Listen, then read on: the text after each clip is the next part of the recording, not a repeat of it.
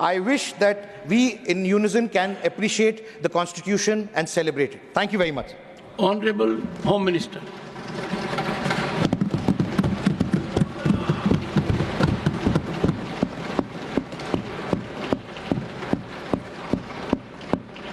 सम्माननीय सभापति महोदय, सबसे पहले मैं आपके प्रति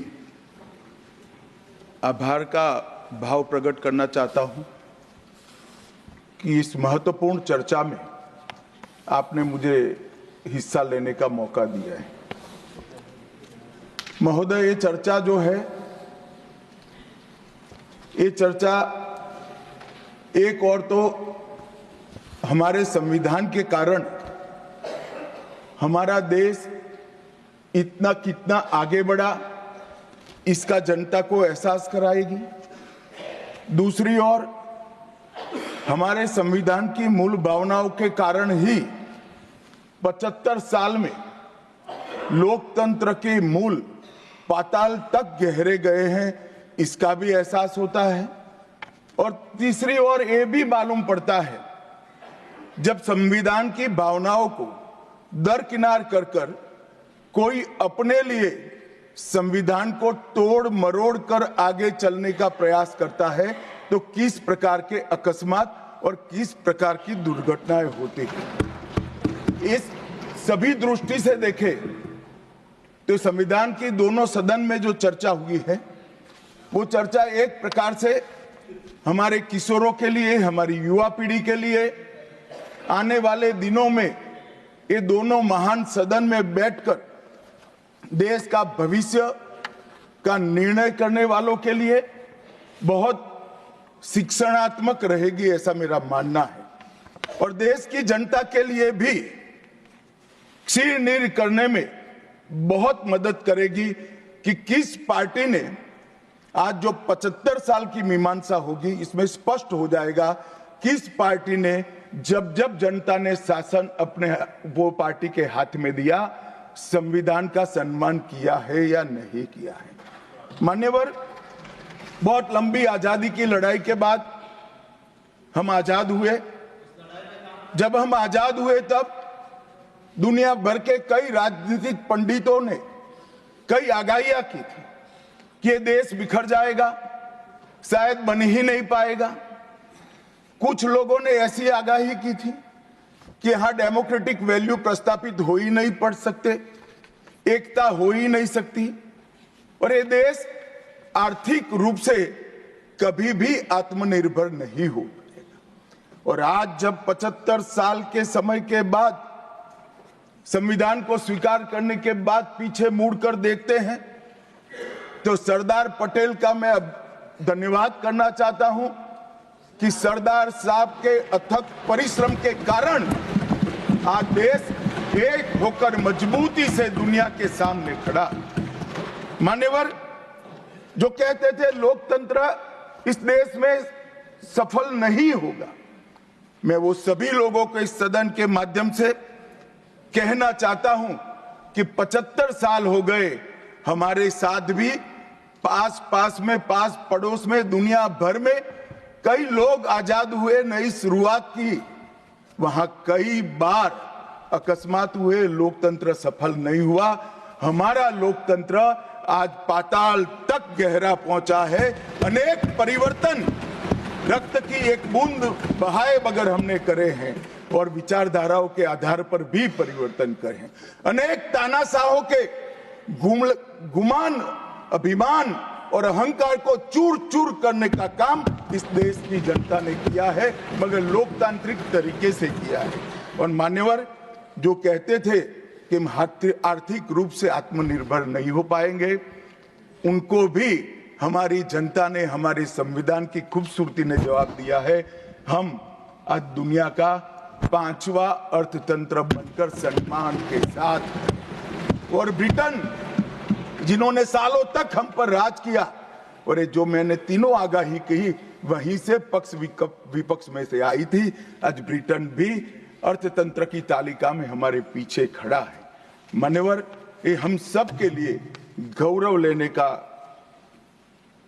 पल है, हम सब के लिए बोध लेने का भी पल है और हम सबके लिए संकल्प लेने का भी पल है। और ये सदन जे आपने लगभग 80 से ज्यादा सांसदों को मान्यवर बोलने का मौका दिया, 31 घंटे की चर्चा हुई और ये चर्चा में सभी भाव पक्ष या विपक्ष से कहीं न कहीं प्रकट हुए। मान्यवर, आज मैं जब यहाँ आया हूं तब ये बात कहना चाहता हूं कि आज हम जिस मुकाम पर खड़े हैं उस मुकाम पर महर्षि अरविंद और स्वामी विवेकानंद की वो भविष्यवाणी सच होती दिखाई पड़ती है कि भारत माता अपने दैदीप्यमान ओजस्वी स्वरूप से जब खड़ी होगी तब दुनिया की आंखें चकाचौंध हो जाएगी और पूरी दुनिया वो रोशनी से भारत की ओर देखेगा। वो दिन सच होगा, इसके नजदीक काफी मजल हमने काट ली है। मान्यवर, हमारा संविधान सभा की रचना और संविधान की रचना की प्रक्रिया, ये तीनों एक प्रकार से समग्र विश्व के सभी संविधानों में अनूठे हैं, अलग प्रकार के रहे हैं। हमारे यहां दुनिया का सबसे ज्यादा विस्तृत लिखित संविधान चर्चा के सभी हमारे पारंपरिक लक्षणों को पार करते हुए हमने किया। इस संविधान सभा में 299 सदस्य रहे, 22 धर्म जाति समुदाय के सदस्य रहे, हर प्रिंसली स्टेट का प्रतिनिधित्व रहा, हर राज्य का प्रतिनिधित्व रहा। एक प्रकार से समावेशी प्रतिनिधित्व के साथ भारत का भविष्य तय करना, मतलब संविधान को रचने की हमारी प्रक्रिया आगे बढ़ी। 2 वर्ष 11 माह और 18 दिन तक अहर्निश चर्चा चलती रही, विस्तृत चर्चा चलती रही। देश के भविष्य, देश चलाने के नियम और देश की परंपरा को समाहित करते हुए देश को आगे ले जाने का संकल्प इतनी विस्तृत चर्चा के बाद बना। 13 समितियों में कार्य विभाजन किया गया, 7 सदस्यीय ड्राफ्टिंग समिति बनी और जनता के अभिप्राय के लिए भी शायद ही दुनिया का कोई ऐसा संविधान होगा जिसका ड्राफ्ट पूरी जनता को कमेंट्स के लिए दिया गया और कमेंट्स पर भी बहुत डिटेल चर्चा कर उचित बदलाव भी किए गए। इतनी लोकतांत्रिक परंपरा से और प्रक्रिया से बना हुआ हमारा संविधान 295 अनुच्छेद, 22 भाग और 12 अनुसूचियों में बटा है और ये सभी संविधान के अनुच्छेद, भाग और अनुसूचियां हैं वो विश्व में कोई भी संविधान से ज्यादा उदात्त और उत्तुंग मानव मूल्यों का सृजन करने वाले रहे हैं। मान्यवर, इसलिए हम सबको इस पर गर्व है और हम सब ये संविधान को हमेशा मस्तक झुकाकर प्रणाम करते हैं। मैं एक विशेष उल्लेख करना चाहूंगा मान्यवर, नंदलाल बोस जो गुरुवर टैगोर के अंतेवासी थे, बहुत बड़े कलाकार थे। इन्होंने 4 वर्ष का समय लेकर संविधान को सजाने का काम किया और उन्होंने जो संविधान लिखा गया था इसके अनुरूप घटनाओं को संविधान के अंदर उकेरने का भी काम किया। इतिहास, धर्म, संस्कृति और परंपरा, सबसे मानव जीवन के उच्च मूल्य देने वाली सभी संदेशों को, घटनाओं को उन्होंने चित्र रूप में यहाँ पर उकेरा। यहाँ पर भगवान राम का चित्र भी मिलेगा, बुद्ध और महावीर का भी मिलेगा, दशम पिता गोविंद सिंह जी का भी चित्र मिलेगा, गुरुकुल हमारी शिक्षा नीति कैसी होनी चाहिए इसका संदेश भी मिलता है, राम सीता लक्ष्मण वो एक प्रकार से हमारे अधिकारों का चित्रण करते वक्त दिखाए गए, भगवत गीता के संदेश का चित्र भी दिया, शिवाजी और लक्ष्मीबाई को भी यहाँ पर स्थान देकर देशभक्ति के उत्तुंग पाठ हमें पढ़ाए। नालंदा यूनिवर्सिटी हमारी प्राचीन शिक्षा पद्धति का हमें स्मरण कराती है और नटराज जीवन में बैलेंस कैसे होना चाहिए, वो बैलेंस के सिद्धांत को भी प्रतिरूपित करता है। मैंने आज थोड़ा यहाँ आने से पहले क्या क्या चर्चा हुई राज्यसभा में, उसमें हमारे एक सम्मानीय सदस्य ने कहा कि चर्चा का स्तर कितना नीचा हो गया है कि यहाँ चित्रों की चर्चा हो रही है। मान्यवर, अगर संदेश लेना नहीं आता तो संविधान का भी कोई उपयोग नहीं। ये सारे जो चित्र लगाए हैं वो हमारे हजारों साल से चलने वाले हमारे राष्ट्र के जीवन को उद्घोषित करने वाले, और कोई ये न समझे कि हमारा संविधान दुनिया के संविधानों की नकल है। हाँ, हमने हर संविधान का अभ्यास जरूर किया है, क्योंकि हमारे यहाँ तो ऋग्वेद में कहा गया हर कोने से हमें अच्छाई प्राप्त हो, शुभ विचार प्राप्त हो, और शुभ विचार को स्वीकारने के लिए मेरा मन खुला हो। मान्यवर, हमने सबका सबसे अच्छा लिया है, मगर हमारी परंपराओं को नहीं छोड़ा है। पढ़ने का चश्मा अगर विदेशी है तो संविधान में भारतीयता कभी नहीं दिखाई देती। और मैं मानता हूं कि जिसने भी संविधान को सिर्फ शब्दों में छापा है और चित्रों को निकाल दिया है, उन्होंने संविधान की भावनाओं के साथ छल किया है। चित्र बगैर का संविधान अधूरा संविधान। मान्यवर, इसके अंदर संविधान सभा में राजेंद्र प्रसाद जी, राजेंद्र बाबू अध्यक्ष बने, डॉक्टर BR आंबेडकर, सरदार पटेल, जवाहरलाल नेहरू, श्रीमान काजू, KT Shah, Iyengar, Maulana Azad, Shyama Prasad Mukherjee, doctor Radhakrishnan, KM Munshi, ऐसे विद्वानों ने अनेक चर्चाओं में हिस्सा लेकर संविधान को समृद्ध और संपूर्ण बनाने का काम किया।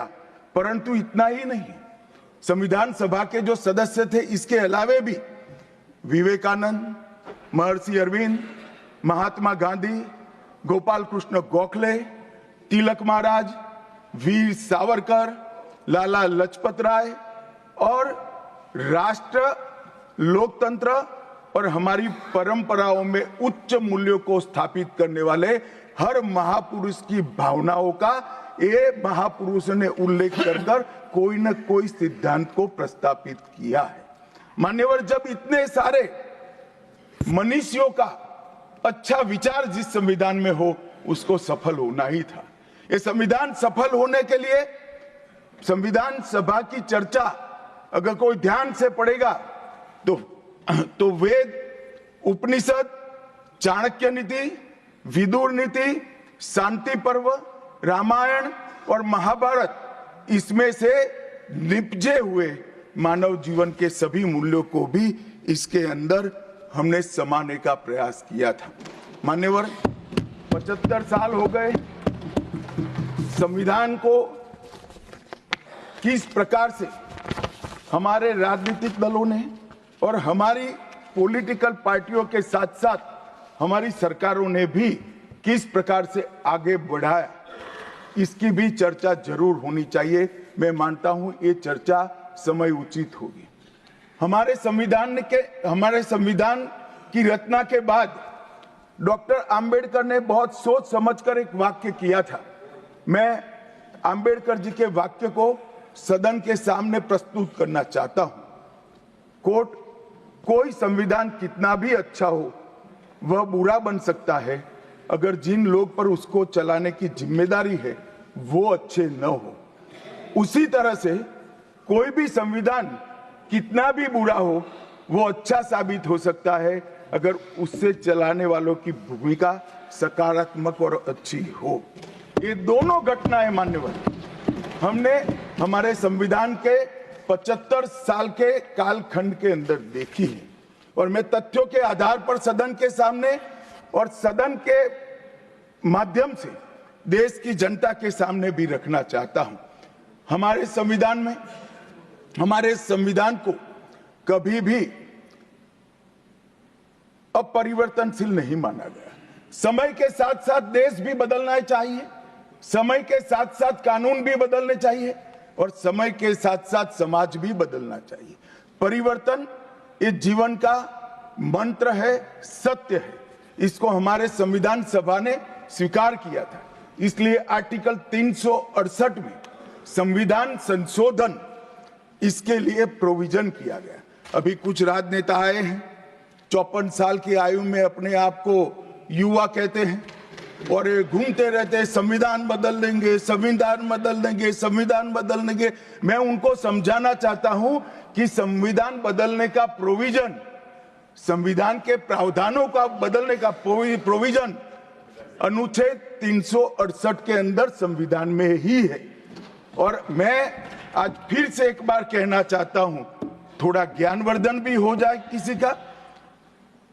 भाजपा ने 16 साल राज किया, माननीय 6 साल अटल जी ने किया, 10 साल मोदी जी ने किया और 5 साल और मोदी जी करेंगे। एक प्रकार से 16 साल हमने शासन किया। 16 साल में हमने 22 बार संविधान बदला, संविधान के अंदर परिवर्तन की।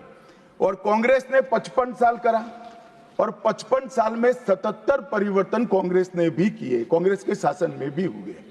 अब भारतीय जनता पार्टी और कांग्रेस दोनों ने परिवर्तन किए। ये परिवर्तन का टेस्ट कैसा था, किस प्रकार से किए गए? संवैधानिक प्रक्रिया से भी परिवर्तन होते हैं और संविधान को तोड़ मरोड़ कर, फॉर्मेलिटी कर भी परिवर्तन कर सकते हैं। परिवर्तन करने का उद्देश्य क्या था, क्या हासिल करना था? क्या हमारे लोकतंत्र को मजबूत करने के लिए परिवर्तन किए गए? क्या हमारे जिनको अधिकार नहीं है ऐसे लोगों को समकक्ष अधिकार लेने के लिए परिवर्तन किए गए, या अपनी राज्य सत्ता को टिकाने के लिए परिवर्तन? इस पर से ही पार्टी का कैरेक्टर, पार्टी के चलने की पद्धति और पार्टी का संविधान में विश्वास, ये सबको मालूम पड़ता है।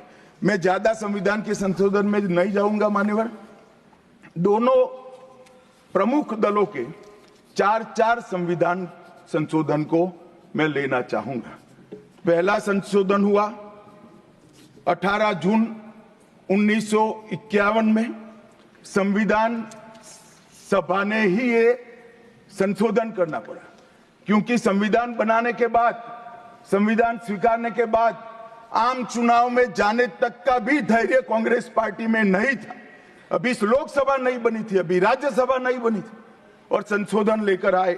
अब उसका उद्देश्य क्या था? 19A जोड़ा गया।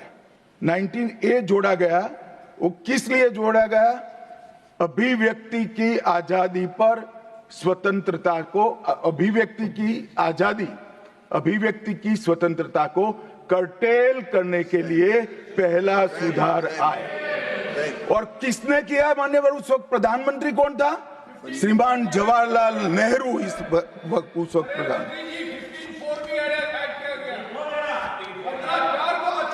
आप बता चुके। अब मान्यवर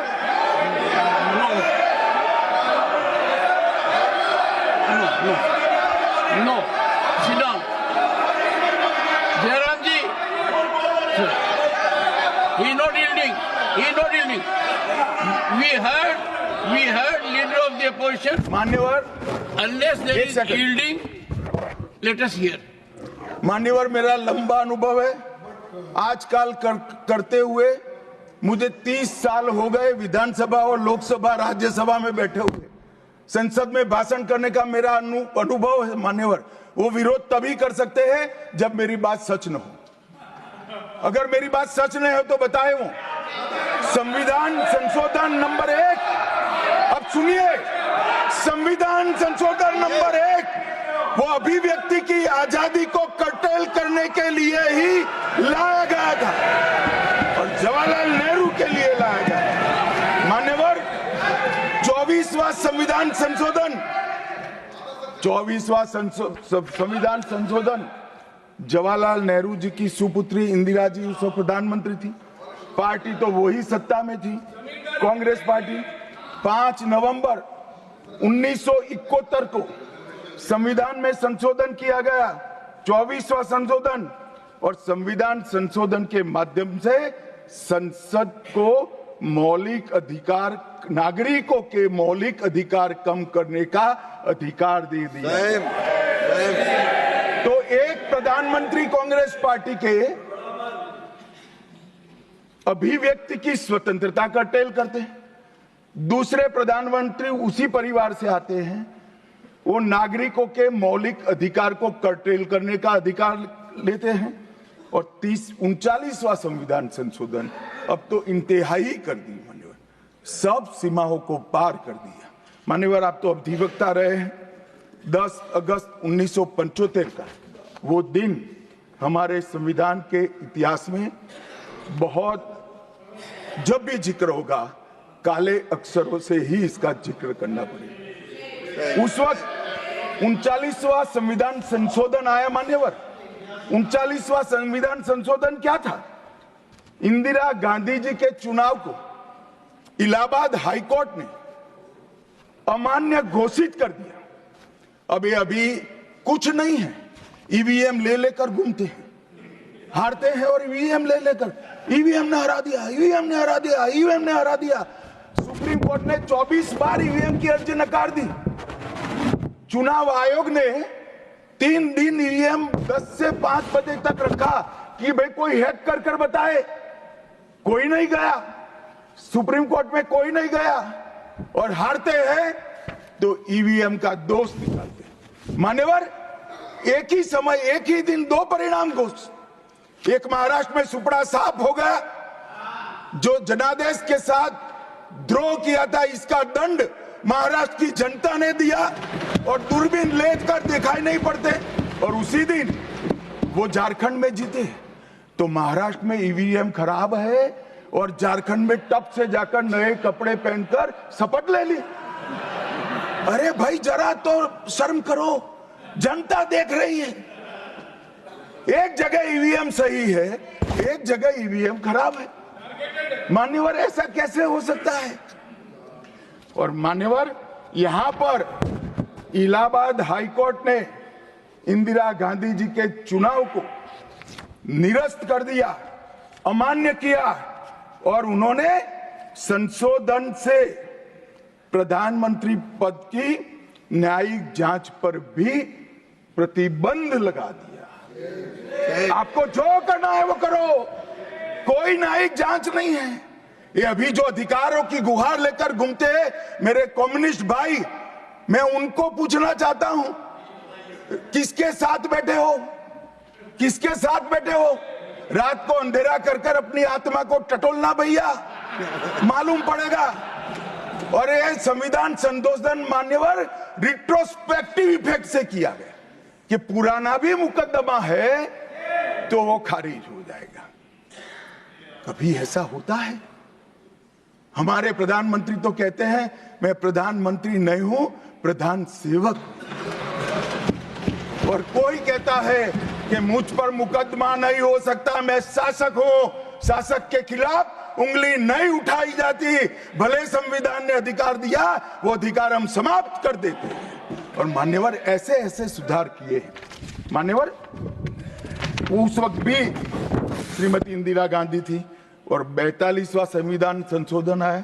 मान्यवर, अभी अभी सुबह दूसरे सदन में 1 नेशन 1 इलेक्शन का बिल पेश हो रहा था।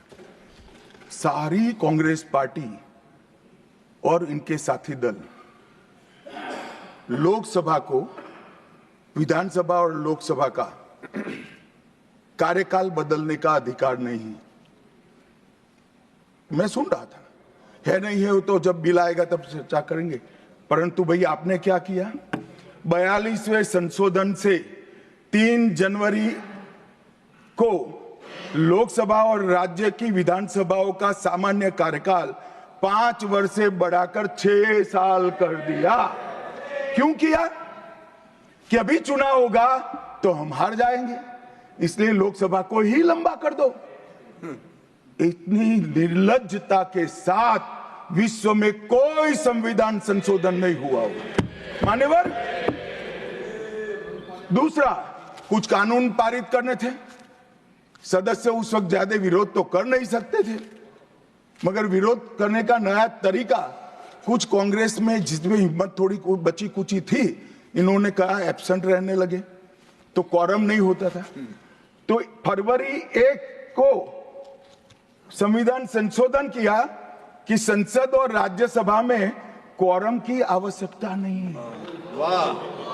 5 लोग भी है तो चला लो भाई। इसके बाद राष्ट्रपति शासन की अवधि, खड़गे साहब किया है तो सुनना पड़ेगा,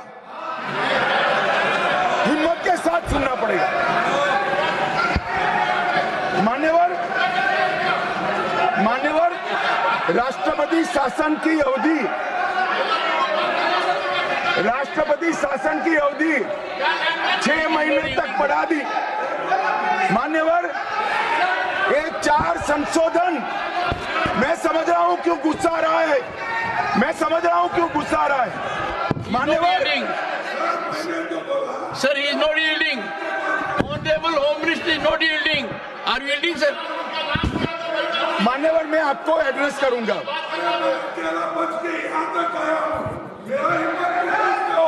तुम तो कायर हो, मान्यवर तुम लड़ाकू हो। Okay. मान्यवर What the मैं Honorable आपको Home एड्रेस Minister करूंगा। will go on record. What the Honorable Home Minister खड़गे जी मैं आपका बहुत सम्मान करता हूं, आपकी हाजिरी वहां दर्ज करने के लिए कृपया बैठे, मुझे बोलने दीजिए।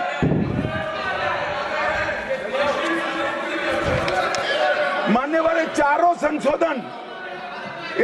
संशोधन मैं मेरी पार्टी के दफ्तर से नहीं ला सकता। ये चारों संशोधन संविधान में हुए, किसी को अदालत ने निरस्त किया, किसी को जनता पार्टी की सरकार आई तब उसको निरस्त किया, कुछ लिंगरिंग टेस्ट में रह गए, पर ये चारों संशोधन वास्तविकता है। ये 4 संशोधन से कांग्रेस पार्टी की संविधान सुधार करने की मंशा क्या है? एक में हम पर केस न हो, दूसरे में हम चुनाव हारने वाले तो समय बढ़ा देना, तीसरे में मेरे पर जांच नहीं हो सकती, और चौथे में नागरिकों के संविधान प्रदत्त अधिकारों को समाप्त करें। ये उद्देश्य बताते हैं। अब मैं हमारा 4 संशोधन लेकर आता हूं मान्यवर।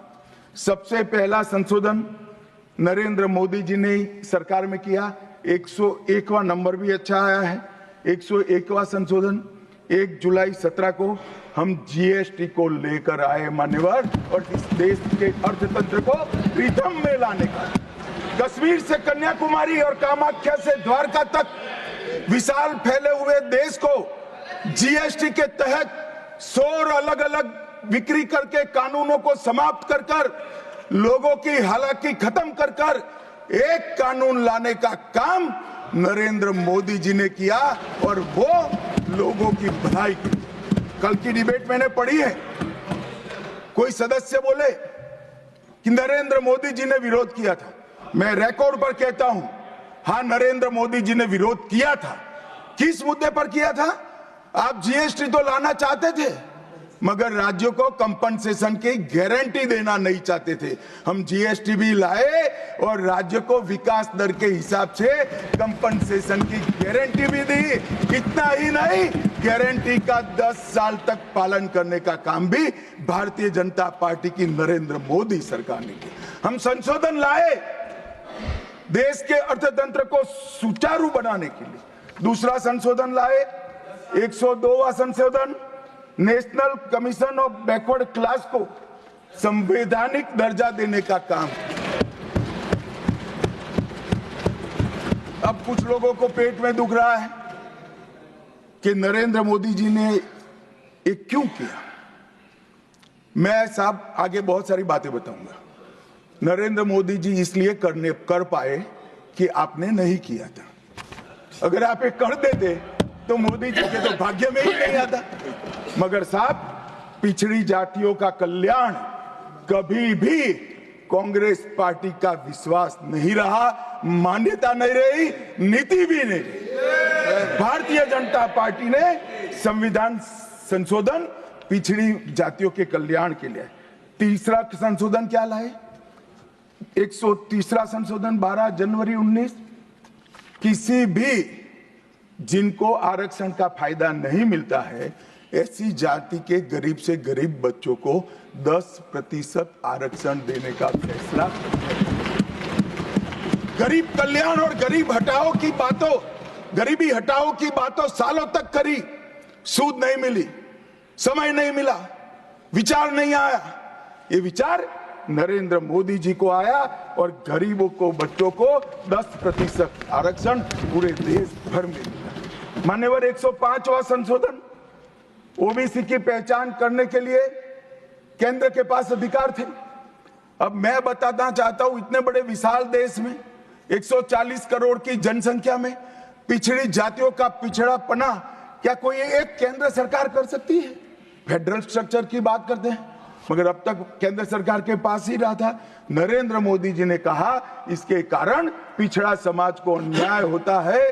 आगे से ये संविधान संशोधन करने के बाद 10 अगस्त 2021 के बाद पिछड़ापन का निर्णय करने का अधिकार राज्य की सरकारों को देने का काम नरेंद्र मोदी। और मान्यवर सबसे अंतिम संशोधन में पांचवा कहना चाहता हूं, 106वां संशोधन, और मैं तो क्रम में बोला हूं, एक भी काटा नहीं। 101, 102, 103, 104, 105, 106 सभी के सभी जन कल्याण के लिए। और छठा सम्मेलन संशोधन था 28 सितंबर 2023 को, मातृशक्ति को शक्ति प्रदान करने का, मातृशक्ति को 33% आरक्षण, नारी शक्ति वंदन अधिनियम। मान्यवर, मैं आज आपके माध्यम से पूरे सदन से और पूरे सदन के माध्यम से देश भर की 140 करोड़ की जनता को कहना चाहता हूं कि जब इस दोनों सदन में 33% नारी शक्ति बैठेगी, संविधान निर्माताओं की कल्पना पूरी हो जाएगी। मान्यवर, इनकी आत्मा को बहुत शांति मिलेगी। इसके अलावा भी हम कई कानून लेकर आए। हम कानून लाए ट्रिपल तलाक को निरस्त करने का। अब ये कहते हैं आपकी वोट बैंक की राजनीति है। मान्यवर, सुप्रीम कोर्ट का कोई वोट बैंक होता है क्या? सुप्रीम कोर्ट तो चुनाव नहीं लड़ती है, जजों को चुनाव नहीं लड़ना है। ट्रिपल तलाक समाप्त करना चाहिए और साहबानों को मुआवजा देना चाहिए। दोनों जजमेंट सुप्रीम कोर्ट ने अलग अलग समय पर दिए थे, परंतु वोट बैंक की राजनीति हम नहीं कर रहे हैं। वोट बैंक की राजनीति कर कर मुस्लिम बहनों के साथ इतने साल अन्याय करने का काम एक कांग्रेस पार्टी ने किया। हमने तो ट्रिपल तलाक समाप्त कर कर मुस्लिम माताओं को, बहनों को अधिकार दिया। आपका कि भी अधिकार आपके पति जैसे हैं, मगर देखिए साहब, ट्रिपल तलाक समाप्त हो गया, अभी कोई नहीं कहता अच्छा हुआ। कैसे कहेगा? एक उदाहरण पड़ा है, हमारे आरिफ मोहम्मद खान बेचारे मंत्री थे, अच्छे खासे मंत्री थे, फर्राटे की अंग्रेजी बोलते थे, बहुत पढ़े लिखे व्यक्ति थे, फारसी के विद्वान, उर्दू के विद्वान, हिंदी तो मातृभाषा। अब उन्होंने कहा कि साहबानों को मुआवजा देना चाहिए। मंत्री पद भी गया, सांसद पद भी गया, और बेचारे कई सालों तक संघर्ष करते। कौन बोलेगा? मान्यवर, इनका जो पद्धति है वोट बैंक की पॉलिटिक्स करने की पद्धति है। मान्यवर, 2020 में हम नई शिक्षा नीति लाए। पहली शिक्षा नीति आजादी के बाद आई है जिसका विरोध कम्युनिस्ट भी नहीं कर पाए। बाकी तो शिक्षा नीति आए और कम्युनिस्ट पार्टी विरोध न करे, ऐसा कभी हो सकता है? मुझे भी बड़ा आश्चर्य होगा कि प्रकृति बदल गई है या उनका सोच बदल गया है। खैर, जो भी हुआ, फिर मुझे किसी ने बताया कि आपने इतनी अच्छी शिक्षा नीति लाए हैं कि इसका विरोध करोगे तो लोग उनका विरोध करेंगे, इसलिए विरोध नहीं किया है। मान्यवर, जम्मू कश्मीर में आरक्षण देने का संशोधन विधेयक लाए और 3 नए आपराधिक कानून भी हम लेकर आए। हमारी क्रिमिनल जस्टिस सिस्टम के ये 3 कानून 160 साल बाद पहले अंग्रेजों ने बनाए थे, अंग्रेजों की पार्लियामेंट में बने थे। नरेंद्र मोदी जी ने, माननीय नरेंद्र मोदी जी ने बीएनएस, बीएनएसएस और बीएसए के माध्यम से हमारी संपूर्ण न्यायिक आपराधिक न्याय प्रणालिका को भारतीयकरण करने का काम नरेंद्र मोदी जी। और वो कानून जो अंग्रेजों को राज टिकाने के लिए बने थे, वो कानून को समाप्त कर हमारे संविधान ने हमारे नागरिकों को जो अधिकार दिए हैं, समय पर न्याय मिलना चाहिए, इसका करने का काम नरेंद्र मोदी जी ने किया। इस देश को गुलामी की मानसिकता से आजाद करने का काम कई सालों के बाद अगर किसी ने किया तो हमारे नेता नरेंद्र मोदी ने किया। और आप तो कई साल तक, अटल जी की सरकार आई, कई साल तक बजट शाम को 5:30 बजे रखते थे। क्यों शाम को 5:30 बजे रखते थे? क्योंकि इंग्लैंड की रानी के घड़ी में उस वक्त 11 बजते थे। आजादी के इतने सालों तक अंग्रेज की रानी के घड़ी से बजट रखने की आदत थी, वो भी किसी ने बदला तो भारतीय जनता पार्टी ने बदला, अटल बिहारी वाजपेयी। मान्यवर, संविधान के सम्मान की बहुत बातें हुई, मगर संविधान का सम्मान सिर्फ बातों में नहीं होना चाहिए, कृति में भी होना चाहिए, कर्तृत्व में भी होना चाहिए और कल्पना में भी होना चाहिए। जब कृति में नहीं है, कर्तृत्व में नहीं है, तो कल्पना में आ ही नहीं सकता। अभी मैंने इस चुनाव में अजीबोगरीब नजारा देखा मान्यवर, अजीबोगरीब नजारा था। आज तक इतने साल चुनाव हुए, किसी ने आम सभाओं में संविधान को लहराया नहीं। संविधान को लहराकर, झूठ बोलकर जनादेश लेने का कुत्सित प्रयास कांग्रेस पार्टी के नेताओं के माध्यम से। मान्यवर,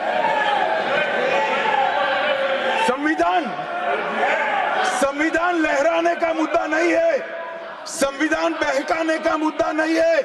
संविधान विश्वास है, संविधान श्रद्धा है, संविधान को सम्मान करने का। मान्यवर, वो नरेंद्र मोदी जी का। और लोकसभा में तो किसी को मालूम नहीं पड़ा।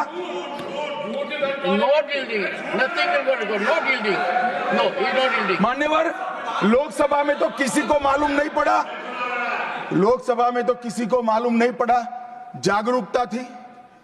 महाराष्ट्र में भी लहराने के अलावे बांटने गए तो एक पत्रकार के हाथ में भी आ गया, खोला तो मान्यवर पूरा कोरा था, अंदर कुछ लिखा ही नहीं था, प्रीएम्बल भी नहीं था। मान्यवर, इतना बड़ा छल। आपकी बात नहीं कर रहा मैं, ये तो पकड़े जाने के बाद तो सब लोग सुधर जाते हैं। मान्यवर, 75 साल के इतिहास में, संविधान के आयुष्य में, संविधान के नाम पर इतना बड़ा छल मेरे जीवन में तो मैंने ना देखा है ना जाना। और कारण ढूंढते हैं कि क्यों हारे। मैं बता दूं, कारण मत ढूंढिए, कमेटी की जरूरत नहीं है।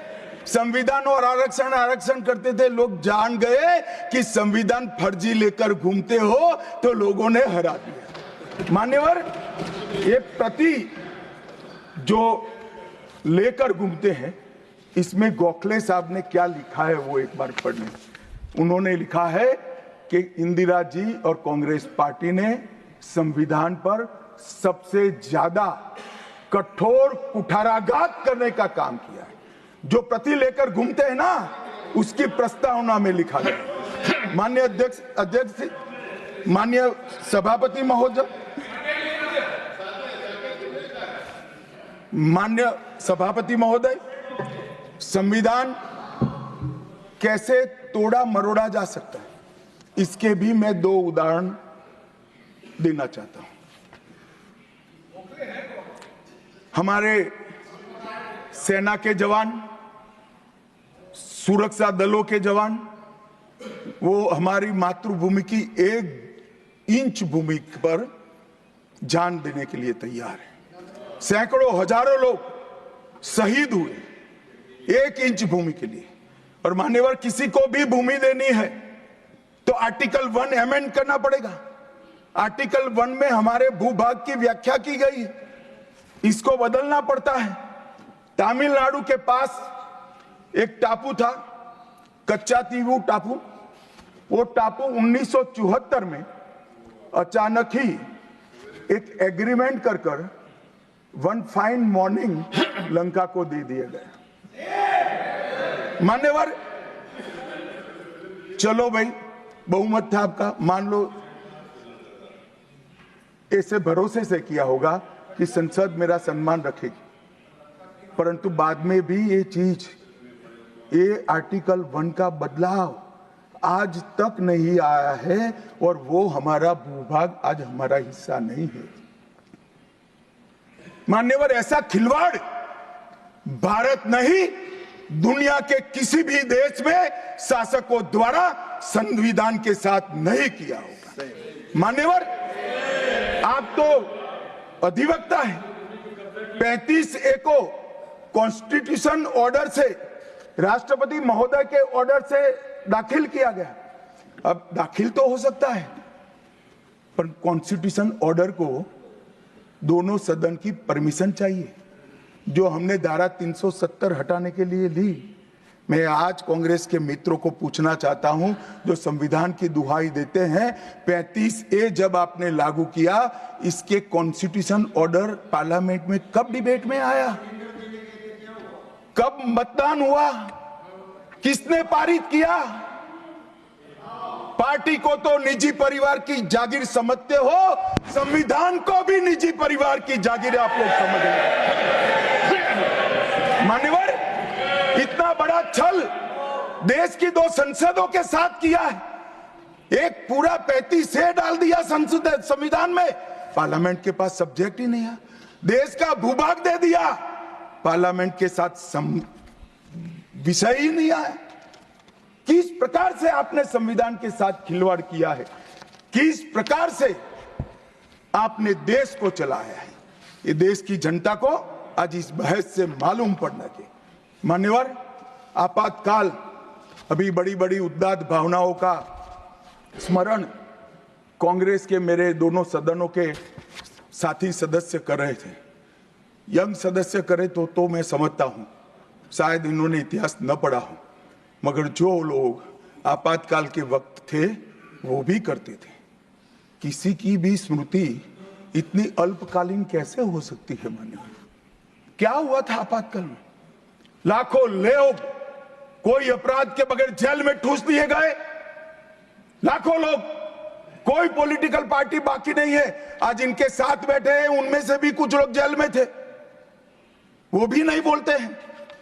न्यायालय में डर का माहौल, मीडिया पर सेंसरशिप। इंडियन एक्सप्रेस ने अपना संपादकीय एक भी शब्द लिखे बगैर का कोरा संपादकीय प्रकाशित करा, क्योंकि लिख नहीं सकते थे।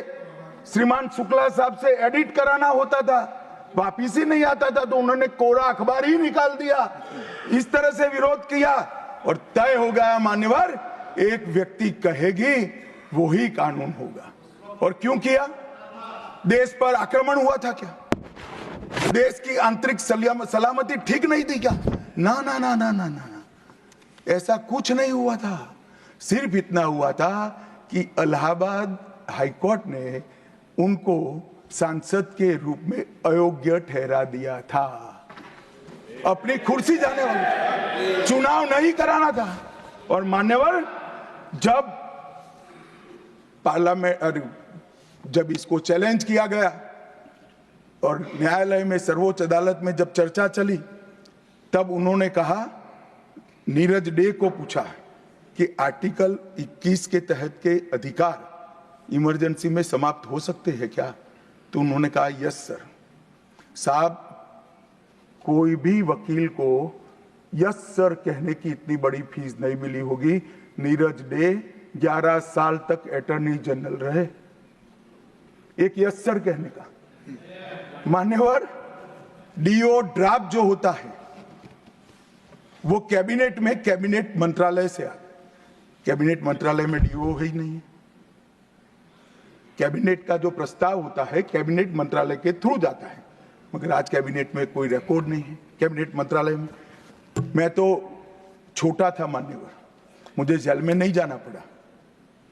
मेरी आयु होती तो मेरा भी सौभाग्य होता, पूरे 19 महीने इसके विरोध में मैं जेल में रहना पसंद करता, परंतु मैं छोटा था।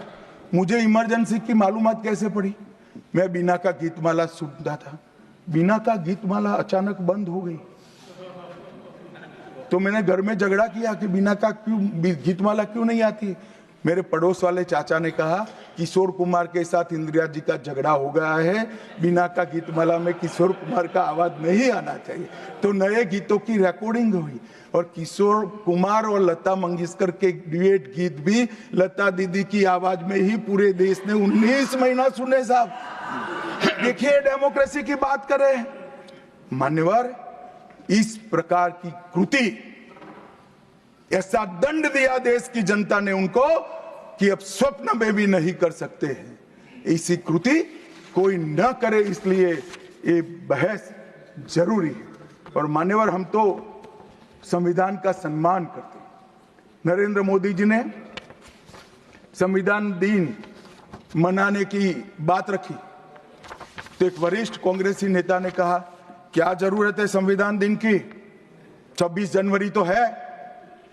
बोलिए भाई, संविधान को जितनी भी बार स्मरण करोगे, इसकी भावनाओं के प्रति आपकी आस्था दृढ़ होगी। और मान्यवर, इसलिए नरेंद्र मोदी जी संविधान दिन मनाते हैं और संविधान के निर्माताओं की पुण्य स्मृति में मनाते हैं। मान्यवर, उस वक्त आज ही मुझे किसी शायर ने दुष्यंत कुमार की पंक्ति भेजी है इमरजेंसी के लिए। मैं ज्यादा भाषण इमरजेंसी पर करना नहीं चाहता, परंतु मैं जरूर कहना चाहूंगा। दुष्यंत कुमार की पंक्ति है, एक गुड़िया की कई कठपुतलियों में जान है, एक गुड़िया की कई कठपुतलियों में जान है। आज शायर ये तमाशा देखकर हैरान है। कल नुमाइश में मिला वो चिथड़े हाल कपड़े पहने हुए, मैंने उसको नाम पूछा तुम कौन हो, तो उसने कहा मैं संविधान हूं। दुष्यंत कुमार जी की कविता है मान्यवर, इंदिरा जी को समर्पित है। मान्यवर, जब संविधान बन रहा था, संविधान के हर आर्टिकल पर चर्चा चल रही थी। हम आजाद हो गए थे, आजाद हुए थे, पर हमारा देश कोई नया नहीं बना था।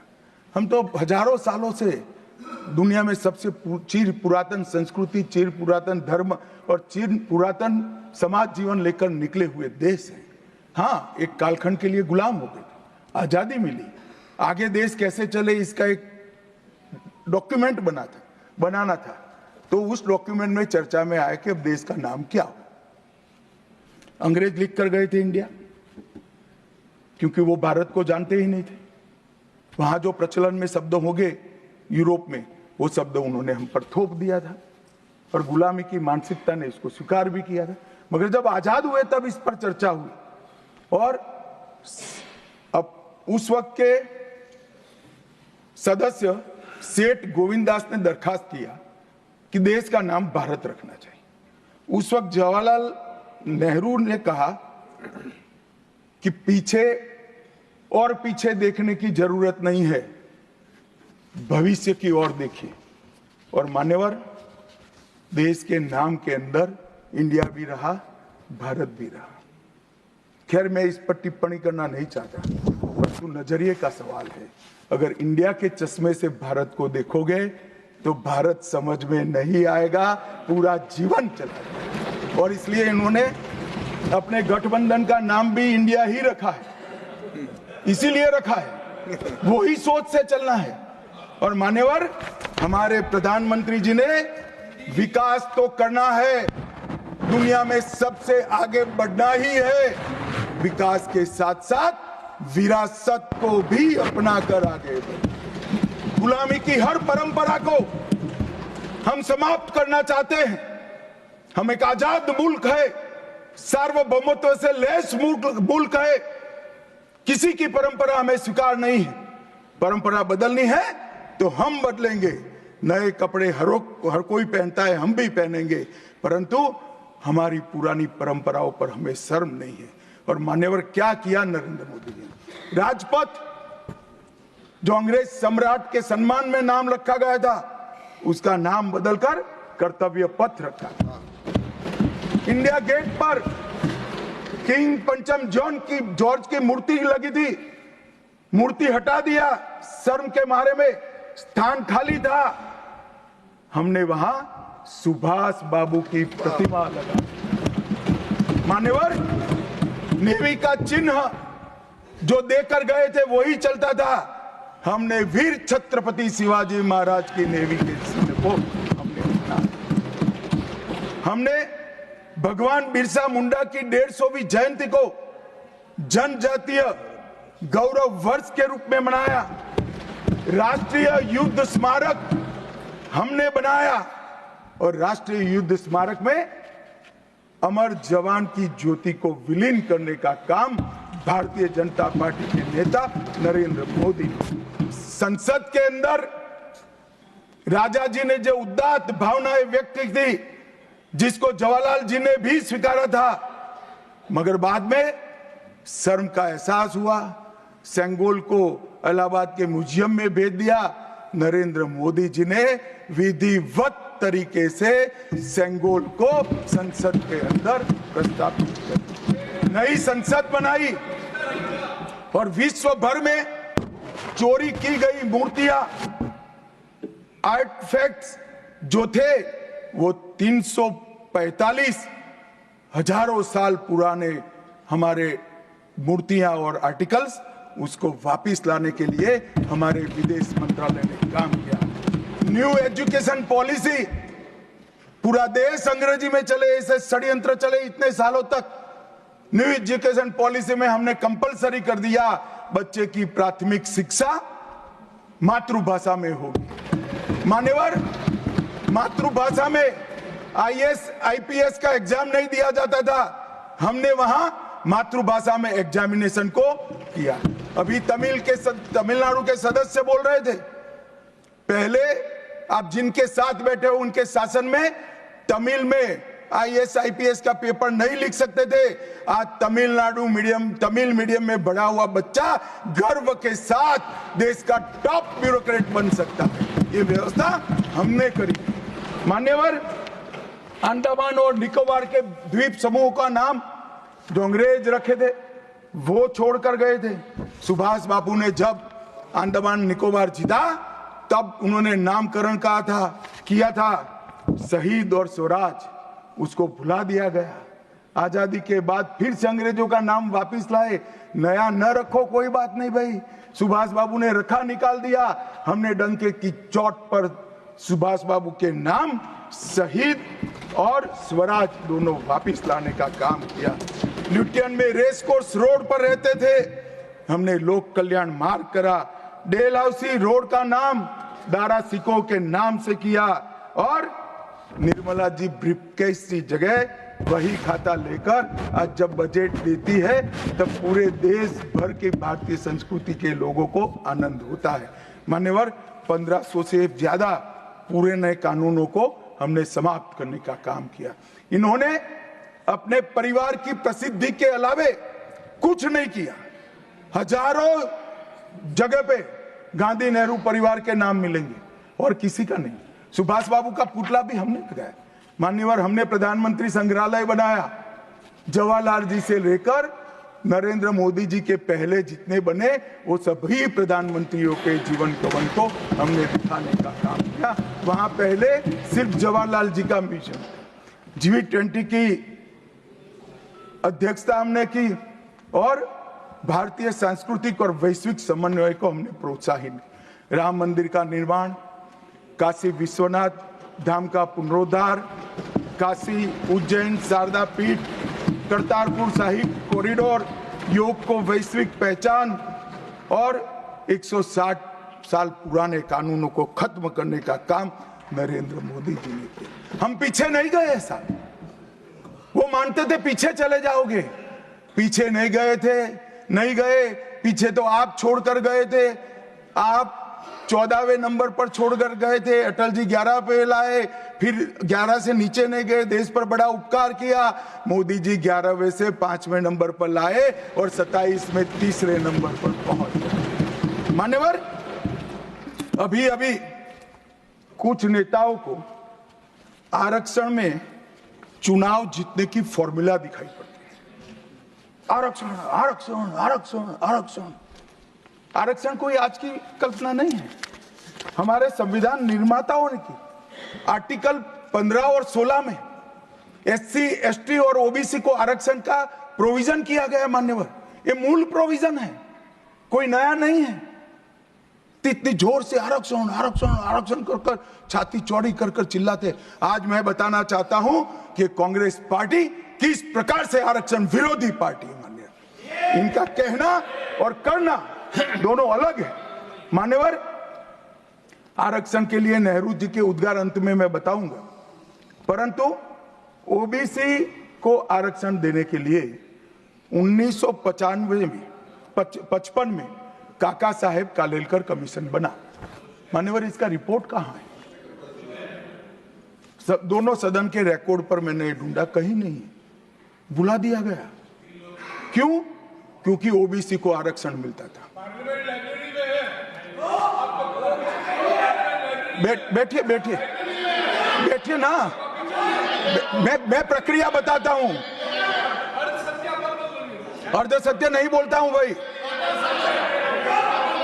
एक सेकंड। छिपा कैसे सकते हो? छिपा कैसे सकते हो? बाबा साहब आंबेडकर का संविधान है, देश में लोकतंत्र है, कैसे छिपाओगे मान्यवर? कोई भी रिपोर्ट आता है, कोई भी रिपोर्ट आता है, अरे सुनो, कोई भी रिपोर्ट आता है उसको कैबिनेट के सामने रखना पड़ता है, फिर इस पर कार्यवाही जो की उसकी रिपोर्ट के साथ संसद के सामने रखना है। सही कह रहे हैं, उन्होंने संसद में लाने की जगह पुस्तकालय में रख दिया। ओबीसी का आरक्षण इन्होंने लाइब्रेरी में रख दिया। और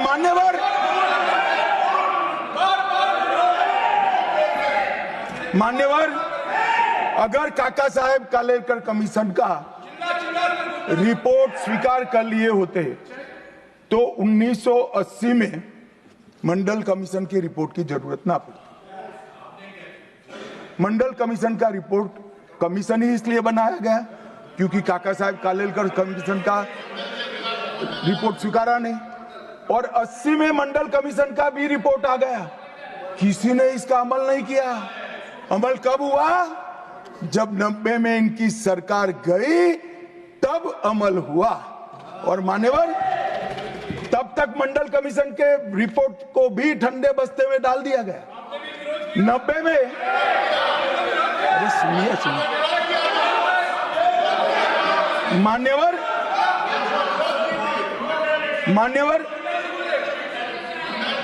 मंडल कमीशन के रिपोर्ट को जब स्वीकार किया गया, लोकसभा में प्रतिपक्ष के नेता थे श्रीमान राजीव गांधी।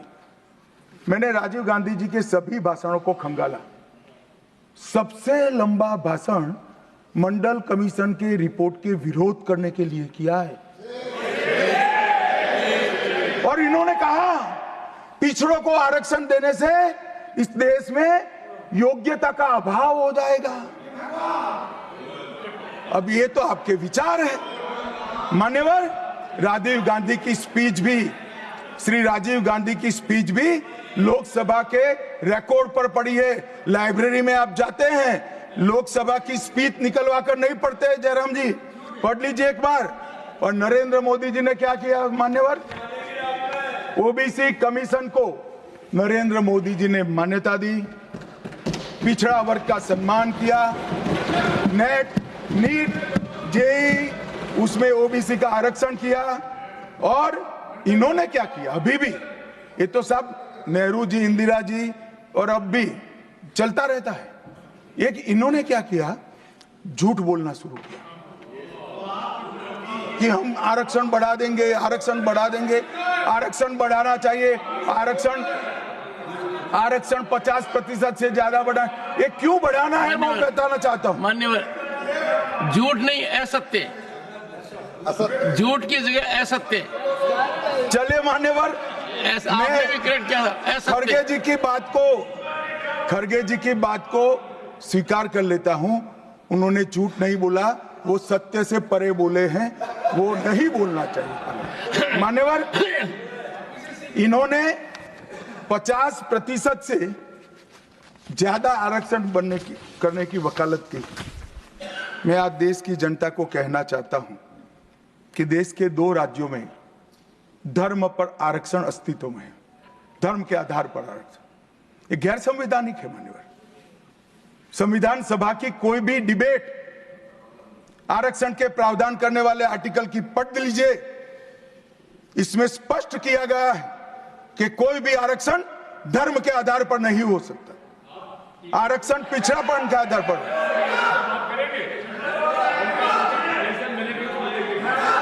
मान्यवर, मगर दोनों राज्यों में जब कांग्रेस की सरकार थी तब धर्म के आधार पर आरक्षण दिया।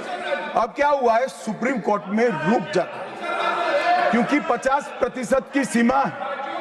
वो ओबीसी का कोई कल्याण नहीं चाहते हैं। 50% की सीमा बढ़ाकर मुसलमानों को आरक्षण देना चाहते हैं। मान्य धर्म के आधार पर आरक्षण देना चाहते हैं। और मैं आज फिर से एक बार इस सदन में जिम्मेदारी तब के साथ कहता हूं, दोनों सदन में जब तक भाजपा का एक भी सदस्य है, धर्म के आधार पर आरक्षण हम नहीं होने देंगे। ये संविधान विरोधी है। मान्यवर, मैं अब अरे दिया है।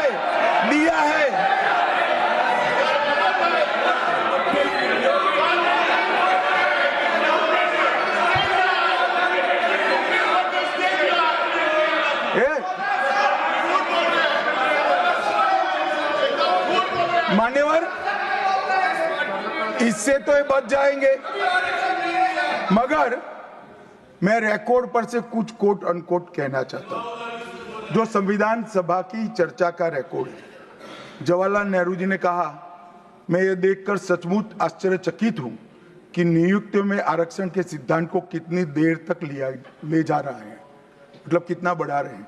मुझे नहीं लगता कि ये बिल्कुल अच्छा है। ऐसा लगता है कि मुदलियार और ब्राह्मणों के सिवा लगभग सभी जातियों को पिछड़ा वर्ग में शामिल कर देंगे। मान्यवर, सरकारी सेवाओं में आरक्षण के लिए इनके विचार थे। मैं इस बात से चिंतित हूं कि सरकारी सेवाओं में नियुक्ति के लिए जिस तरह से बहुत सारी जातियां और समूहों के आरक्षण के प्रस्ताव आते हैं, ये बहुत बुरी प्रवृत्ति है। इससे सरकारी कामकाज और आम तौर पर विकास और सार्वजनिक जीवन में गिरावट आएगी। मान्यवर, ये इनके विचार है। आज तक नहीं बदले, यही विचार है। मगर अभी जोर से बोलना, एक शब्द का प्रयोग मैं नहीं कर सकता, आगे गलती हो गई थी। मान्यवर, हमारे संविधान के directive of principle of state policies भाग 4 के अनुच्छेद 44 में एक एंट्री है जो कॉमन सिविल कोड की यूसीसी की बात करती है। क्योंकि हमारे संविधान का फैब्रिक पंथ निरपेक्ष है। हर जाति, हर धर्म, हर समुदाय के लोगों के लिए समान कानून होना चाहिए, इसका हमारा संविधान पक्षधर है। मान्यवर, ये यूसीसी क्यों नहीं आया? यूसीसी इसलिए नहीं आया कि संविधान सभा समाप्त होने के बाद, चुनाव होने के बाद, पहले प्रधानमंत्री जवाहरलाल नेहरू जी मुस्लिम पर्सनल लॉ लेकर आए और यूसीसी नहीं आया। मैं आज कांग्रेस पार्टी को इस सदन में सार्प पूछना चाहता हूं, क्या पंथ निरपेक्ष राष्ट्र के अंदर सभी धर्मों के लिए एक कानून होना चाहिए या नहीं होना चाहिए? इसकी कांग्रेस पार्टी स्पष्टता करे। क्या आप मुस्लिम पर्सनल लॉ का समर्थन करते हैं? और मान्यवर, इससे बड़ा छलावा नहीं हो सकता। मान्यवर, इससे बड़ा छलावा नहीं हो सकता। इन्होंने हिंदू कोड बिल भी ला दिया। हिंदू कोड बिल उठाकर देख लिए। हम तो नहीं चाहते कि हिंदू न्याय शास्त्र के आधार पर इस देश का कानून बने, अभी के जीवन के मूल्यों के आधार पर कानून बनना चाहिए। मगर हिंदू कोड बिल में एक भी पुरानी हिंदू न्याय व्यवस्था का कोई नामो निशान नहीं है। हिंदुओं को बुरा न लगे इसलिए मुस्लिम पर्सनल लॉ दिया, तो सामान्य कानून को हिंदू कोड बिल बना दिया। मान्यवर, चलो मैं तो कहता हूं कि खड़गे जी और जयराम जी कह रहे हैं कि भाई पर्सनल लॉ का अधिकार मिले तो हमें आपत्ति नहीं है, तो फिर पूरा सरिया लागू करिए। क्रिमिनल में क्यों सरिया निकाल दिए? बताओ भाई, क्या चोरी करे इसके हाथ काट दोगे? कोई इससे जगद्य महिला के साथ अपराध करे तो पत्थर मारकर मार दोगे? देशद्रोही को रोड पर सूली चढ़ाओगे? तो विवाह के लिए, निकाह के लिए पर्सनल लॉ, वारिस के लिए पर्सनल लॉ और क्रिमिनल सरिया क्यों नहीं भाई? अगर उनको देना ही है तो पूरा ही दे देते, पूरा दे देते। मान्यवर, ये इन्होंने तुष्टीकरण की शुरुआत वहीं से करी है। मुस्लिम पर्सनल लॉ इस देश में संविधान आने के बाद तुष्टीकरण की शुरुआत। आर्टिकल 14 और 15 का ये भंग है। अंबेडकर जी, लोहिया जी, के.एम. मुंशी, एच.वी. कामत, ये सब ने इसका विरोध किया है। 1973 से 16 तक 11 बार देश की सुप्रीम कोर्ट ने यूसीसी लाने का आग्रह देश की और राज्य की सरकारों ने किया है। आप नहीं ला सकते, तुष्टीकरण से ऊपर नहीं उठते। मैं बैठिए, मैं बताता हूं। मान्यवर, हमने ही उत्तराखंड में भारतीय जनता पार्टी की सरकार ने यूसीसी लाया। हमारा काम करने का तरीका, मैं आपके माध्यम से दिग्विजय सिंह को कह रहा हूं। वो कहते हैं कौन रोकता है? हम खुद रोकते हैं। कारण बताऊं मैं? सुनने का धैर्य चाहिए, क्योंकि हमारा तरीका है कि लोकतांत्रिक तरीके से काम किया जाए। समाज के जीवन में इतना बड़ा सामाजिक बदलाव करने वाले कानून को उत्तराखंड सरकार ने मॉडल कानून के रूप में पारित किया है। इसकी न्यायिक मीमांसा होगी, इस पर सामाजिक चर्चा होगी, धर्म के विद्वान चर्चा करेंगे, कुछ सजेशन आएंगे तो इसको स्वीकारेंगे और बाद में भारतीय जनता पार्टी की सरकार हर राज्य में कॉमन सिविल कोड लेकर आए। आज तक नहीं मिला, वो भी कांग्रेस पार्टी के तुष्टीकरण ने की नीति थी। मान्यवर, अभी एक फैशन होगा है, अंबेडकर अंबेडकर अंबेडकर अंबेडकर अंबेडकर अंबेडकर। इतना नाम अगर भगवान का लेते तो 7 जन्मों तक स्वर्ग मिल जाता। अच्छी बात है ना? ना सुनिए तो, सुनिए ना, आप सुनिए ना, मैं बताता हूं। हमें तो आनंद है कि अंबेडकर का नाम लेते हैं। अंबेडकर का नाम अभी 100 बार ज्यादा लो, परंतु साच अर्थ में अंबेडकर जी के प्रति आपका भाव क्या है ये मैं बताता हूं। मान्यवर, अंबेडकर जी को देश की पहली कैबिनेट से इस्तीफा क्यों दे दिया? अंबेडकर जी ने कई बार कहा कि अनुसूचित जातियों और जनजातियों से हुए व्यवहार से मैं असंतुष्ट हूं, सरकार की विदेश नीति से मैं असहमत हूं और आर्टिकल 370 से मैं असहमत हूं।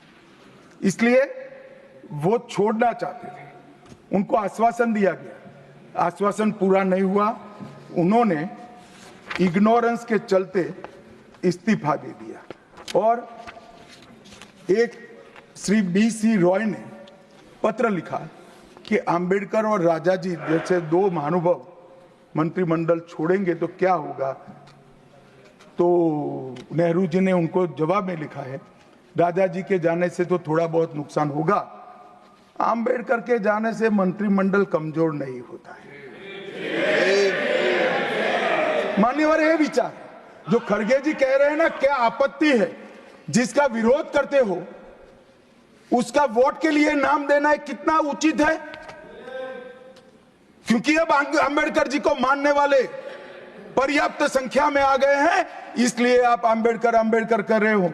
मान्यवर, मुंबई के मेयर ने एक पत्र लिखा था कि मऊ में अंबेडकर जी का स्मारक बनाना चाहिए। मऊ में जो अंबेडकर जी का जन्म स्थान था, सुझाव लिखा। उन्होंने कहा आमतौर पर स्मारक निजी पहल से बनाने चाहिए। यदि सरकार किसी प्रकार की सहायता करती है तो वो उचित नहीं होगा। उनके कितने स्मारक बने साहब? कोई स्मारक अंबेडकर जी का नहीं बना, देश भर में नहीं बना।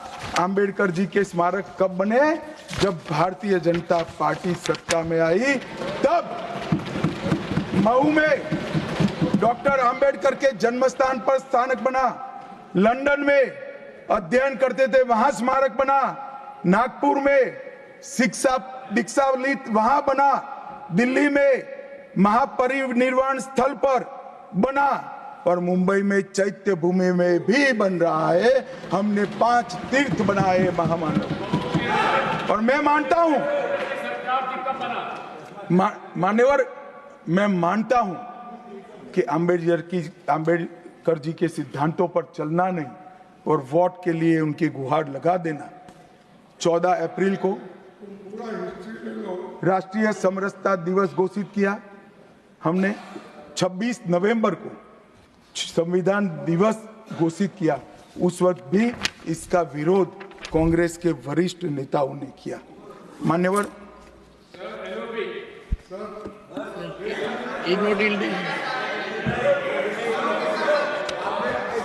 मान्यवर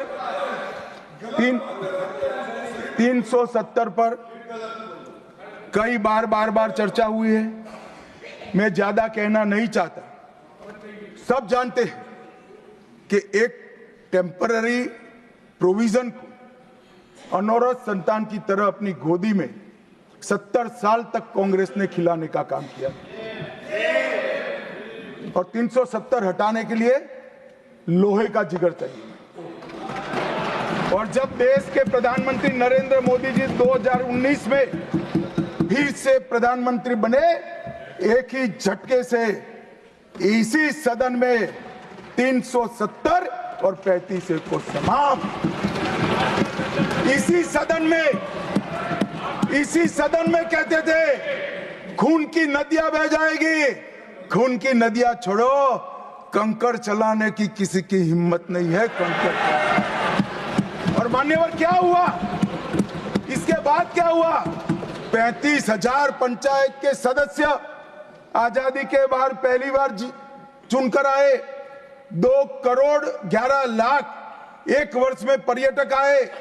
पत्थरबाजी शून्य हो गई। आतंकवादी घटना 92% कम हो गई। एरिया डोमिनेशन बढ़ा। 33 साल के बाद घाटी में थिएटर में रात्रि का शो चल रहा है। 34 साल के बाद ताजिया का जुलूस निकला। पहाड़ी, गुर्जर, बकरवाल और वाल्मीकि को आरक्षण मिला, और घाटी के हर घर पर हर घर तिरंगा अभियान भी चला। श्रीनगर में फॉर्मूला 4 कार रेसिंग हुई। लाल चौक पर तिरंगा शान से फहरता है, और दुनिया का सबसे ऊंचा रेलवे आर्च ब्रिज आज चिनाब नदी पर बन रहा है। सबसे बड़ी लंबी ट्रांसपोर्टेशन टनल फिर पंजाल में बनी, और निर्यात रैंकिंग में अपना कश्मीर सभी यूटी में नंबर 1 पर निर्यात में आया। मान्यवर, 80,000 करोड़ पाकिस्तान से आए हुए विस्थापित, घाटी से भगाए गए विस्थापित और पश्चिमी पाकिस्तान से आए हुए विस्थापित को 80,000 करोड़ दिया, और 1,19,000 करोड़ का निवेश आज आ गए। मान्यवर, 370 के रहते 70 साल में 12,000 करोड़ का निवेश आया था। अब 5 साल के अंदर 1,19,000 करोड़ का। G20 के डेलीगेट्स भी वहां गए। अमरनाथ यात्रा में 4.5 लाख यात्रियों ने अपनी श्रद्धा व्यक्त की, और कुपवाड़ा के शारदा देवी मंदिर में 600 वर्ष के बाद पहली बार दीपावली मनाने का काम। मान्यवर, ये कहते हैं 370 हटाने से क्या हुआ। मैं बताता हूं, आपकी तुष्टीकरण की दुकान बंद हो गई है। तुष्टीकरण बंद हो गई। मान्यवर, आज संविधान के आर्टिकल 124 में न्यायपालिका की व्यवस्था के लिए हमारा जिक्र है। कांग्रेस पार्टी की सरकारों ने आर्टिकल 124 की भावनाओं के साथ किस तरह से खिलवाड़ किया है, वो मैं आज सदन के माध्यम से सभी सदस्यों को और देश को बताना चाहता हूं। पहला मामला 1973 में जब संसद और सुप्रीम कोर्ट के बीच में न्यायिक पुनरावलोकन जुडिशियल रिव्यू के लेकर संघर्ष हुआ, तब उसको समाप्त कर देने का काम कांग्रेस पार्टी ने किया और इसके बाद में केशवानंद भारती ने फिर से इसको रिस्टोर किया। फैसले से नाराज होकर, फैसला तो चलो पक्ष में भी आता है, खिलाफ भी आता है, हमारे खिलाफ भी कई फैसले आते हैं, क्या कर सकते, मानना चाहिए, हमारी संवैधानिक व्यवस्था है, आर्टिकल 124 कहता है। परंतु कांग्रेस ने क्या किया, 3 वरिष्ठ न्यायाधीश जस्टिस JM सेलत, KS हेगड़े और AN ग्रोवर, तीनों को प्रमोशन से महरूम कर सजा देकर चौथे न्यायाधीश को प्रमोशन देने का काम करा, जिसके कारण ये 3 सज्जनों ने अपना अपमान महसूस करते हुए संविधान की सुरक्षा के लिए इस्तीफा देकर घर पे जाना पसंद किया। ये किया है मैंने। दूसरा मामला 76 में ADM जबलपुर बनाम शिवकांत शुक्ला, ये बार बार दोहराना चाहिए, 140 करोड़ लोगों को रट हो जाना चाहिए जिससे कोई हिम्मत ना कर सके इमरजेंसी डालने की। हर बच्चे को रटाना चाहिए कि तानाशाहों को क्या करना चाहिए। मान्यवर, ADM जबलपुर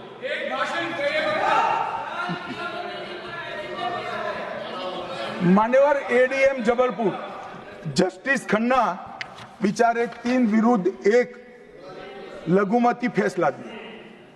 क्या हुआ, वो कभी भी चीफ जस्टिस नहीं बन पाए। मान्यवर, उनको रिटायर्ड हो जाना। ADM जबलपुर और उसके बाद में तीसरा मामला कॉलेजियन प्रणाली को एक साथ इन्होंने 18 उच्च न्यायालय के न्यायाधीशों का ट्रांसफर कर दिया, जिसमें 4 मुख्य न्यायाधीश भी थे। और कारण क्या था मान्यवर, क्यों किया, कोई कदाचार था, कोई भ्रष्टाचार था? ना ना ना ना, ये सभी 18 उच्च न्यायालय के न्यायाधीशों ने प्रत्यक्षीकरण मतलब हेबियस कॉर्पस को एंटरटेन किया, जो उनका संवैधानिक अधिकार है। इमरजेंसी में कैसे हेबियस को आप एंटरटेन कर सकते हो, इस मुद्दे पर उन्होंने इसको आगे कर दिया। मान्यवर, आर्टिकल 34, 14 और 21 इसकी सेंस को निकाले तो हर व्यक्ति को समानता से जीने का अधिकार है। हम कम्युनिस्ट सोच से बना हमारा संविधान नहीं है। सब समझते हैं कि व्यक्ति की माली हालत इसका भाग्य, परिश्रम और बुद्धिमत्ता के आधार पर तय होती है। हर व्यक्ति एक समान माली हालत में नहीं रह सकता, मगर आर्टिकल 14 और 21 का मतलब इतना तो जरूर निकलता है कि इनको बेसिक सुविधाएं मिल जाए, घर मिले, बिजली मिले, पानी मिले, खाना मिले, इलाज मिले, शिक्षा मिले। 75 साल तक इस देश की जनता को गरीबी हटाओ का नारा देने वाले कांग्रेस पार्टी गरीब रखे। और मान्यवर, 10 साल में नरेंद्र मोदी जी ने 9.6 करोड़ गरीब महिलाओं को उज्ज्वला का कनेक्शन देकर उनके घर में गैस पहुंचा।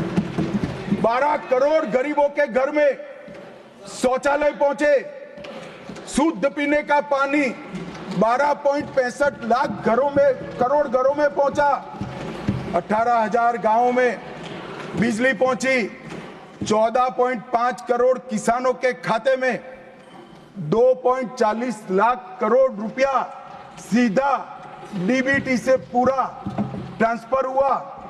36 करोड़ आयुष्मान भारत के कार्ड बने और 8.19 करोड़ दर्दियों ने उससे मुफ्त में अपना इलाज कराया है। और मान्यवर, अब 70 साल से अधिक कोई भी आय वर्ग का व्यक्ति हो, इसको 5 लाख तक का इलाज मोदी सरकार ने, प्रधानमंत्री जी ने फ्री कर दिया। 36 राज्यों में 80 करोड़ लोगों को one nation one ration card दिया, 5 किलो अनाज मुफ्त दिया, 25 लाख करोड़ रुपए की राशि सीधी बैंक खातों में डीबीटी के माध्यम से गई है। 11,000 करोड़ रुपया 1 करोड़ लाभार्थी को, रेहड़ी पटरी वालों को दिया और सबसे बड़ी बात 2 करोड़ लखपति दीदी बनाने का काम नरेंद्र मोदी। और मान्यवर, विश्वकर्माओं के लिए भी काम। अभी मान्यवर, ये बात मैं बहुत संवेदनशील होकर के आप सदन के सामने रखता हूं। लोकसभा में चर्चा हो रही थी, कांग्रेस पार्टी के एक वरिष्ठ सदस्य ने कहा, सावरकर के लिए जो उन्होंने उद्गार निकाले मैं तो रिपीट नहीं कर सकता। मान्यवर, सावरकर जी के सामने जो वीर लगा है ना, वो कोई सरकार, कोई पॉलिटिकल पार्टी की चुनी हुई सरकार ने नहीं दिया है। इसके सामने वीर, उनकी वीरता के कारण 140 करोड़ लोगों ने। मान्यवर, ऐसा उत्कृष्ट देशभक्त जिसके लिए ऐसे उच्चारण देश की सबसे बड़ी पंचायत में होते हैं, इसके बारे में कोई जानकारी लिए बगैर लगातार कई सालों से झूठ फैलाया जाता है। मैं आज रिकॉर्ड पर कहना चाहता हूं मान्यवर,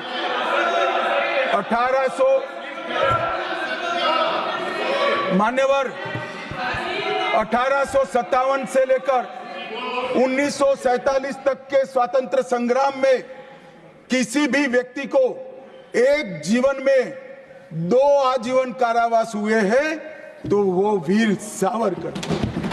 मध्य दरिये में देश को आजादी दिलाने के लिए टॉयलेट तोड़कर दरिया में छलांग लगाने का साहस किसे में था तो वीर सावरकर। एक ही जेल में 2 भाई काला पानी की सजा काट रहे थे, 10 साल तक भाई एक दूसरे को देखे नहीं। ऐसा वीर परिवार पूरे देश में दूसरा नहीं।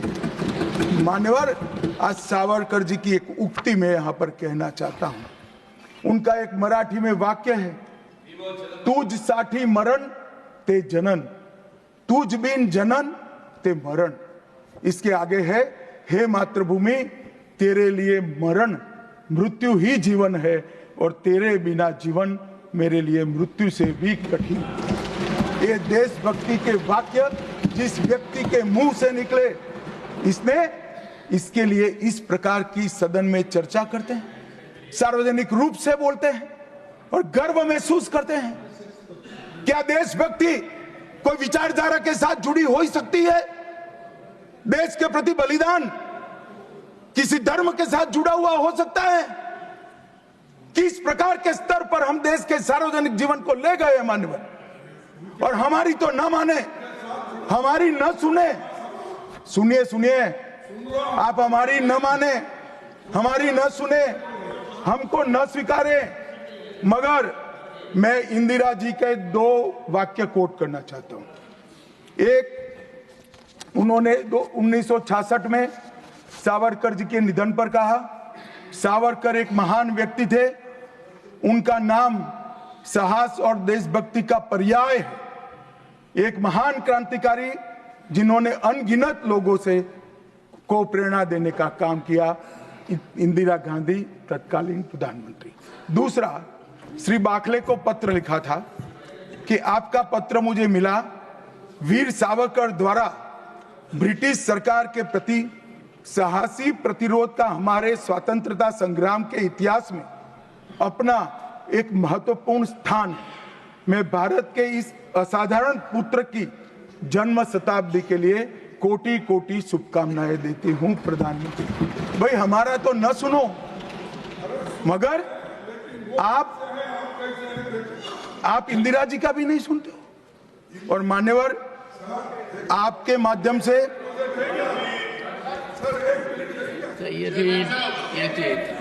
ना सब बीच में नहीं जगह होती है। मान्यवर मेरा आज इस चर्चा के माध्यम से देश भर के अलग अलग पॉलिटिकल पार्टी, अलग अलग विचारधारा, अलग अलग धर्म के लोगों को एक निवेदन है कि देशभक्ति, वीरता, बलिदान और समर्पण को धर्म के साथ, विचारधारा के साथ या पार्टी के साथ मत जोड़िए। जो वीर होता है वो वीर होता है, कोई भी पार्टी में जो होता है। जो देशभक्त होता है वो देशभक्त होता है, कोई भी विचारधारा का होता है।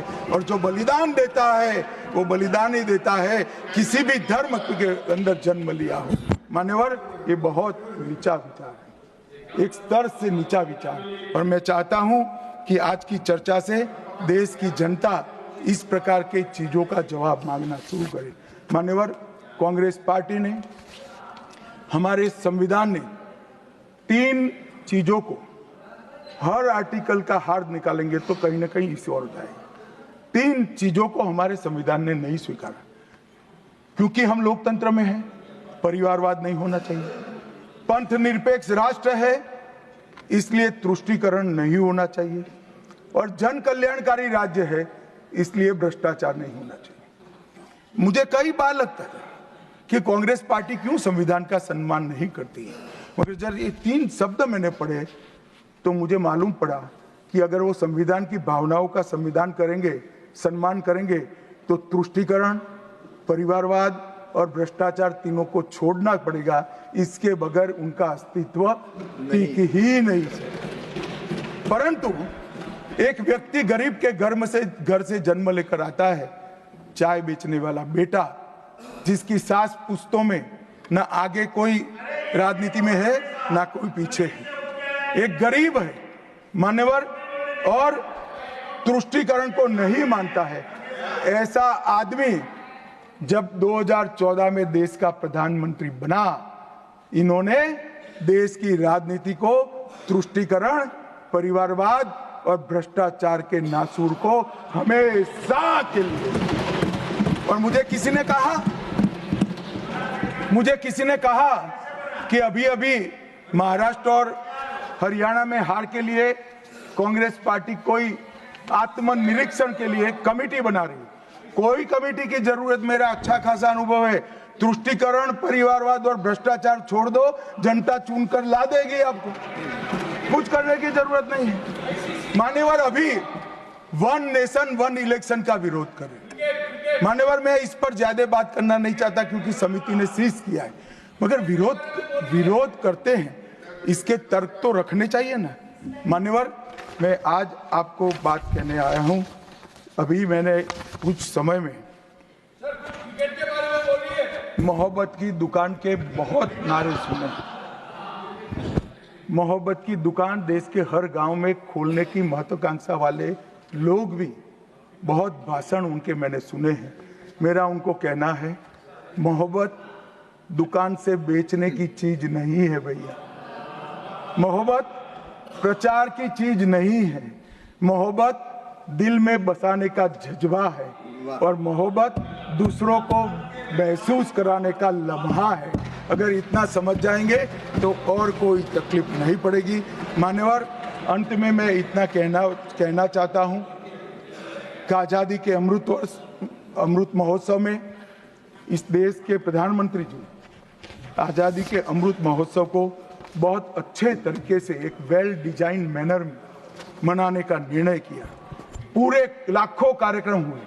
इसका मीन निकालते, इसका हार्द निकालते तो आता है 3 उद्देश्य सामने आते हैं। बालकों, बच्चे, युवा और जनता को आजादी के 90 वर्ष लंबे आजादी के संग्राम के इतिहास की जानकारी देना, गुमनाम आजादी के सेना नायकों का नई पीढ़ी और आने वाली पीढ़ी को परिचय कराना, 75 साल में हमने जो सिद्धियां प्राप्त की है इसका गौरव 140 करोड़ भारतीयों के मन में उत्पन्न करना, और जब आजादी के 100 साल हो गए तब ये देश पूरे संसार में हर क्षेत्र में नंबर 1 पर हो, ऐसे महान भारत की रचना। और ये संकल्प अब श्री नरेंद्र मोदी का नहीं रहा है, ये संकल्प देश के 140 करोड़ लोगों का संकल्प हो गया है। इसको जब भी मैं जनता के बीच में जाता हूं, इसको महसूस भी करता हूं। मान्यवर, आज मोदी जी ने अमृत काल की कल्पना करी है। अमृत महोत्सव की समाप्ति से शताब्दी तक हम दुनिया में हर एक क्षेत्र में 1 नंबर पर हो, भारत विकसित हो, हमारा गौरववंत स्थान हो, तब मुझे लगता है कि महर्षि अरविंद और विवेकानंद जी ने जो कल्पना करी थी कि भारत माता अपने संपूर्ण दैदीप्यमान स्वरूप के साथ दुनिया के सामने खड़ी होगी और दुनिया की आंखें भारत माता की तेज से चकाचौंध हो जाएगी। वो स्वप्न सच होगा, इसका मुझे विश्वास है। स्वप्न सच करने का रास्ता, एकमात्र रास्ता हमारा संविधान है, और इसमें छेड़खानी करने का किसी का साहस न हो, वो जनता ने सुनिश्चित करना है। आपने मुझे मौका दिया, इसलिए बहुत बहुत The House stands adjourned to meet at 11 a.m. on Wednesday, the 18th December 2024.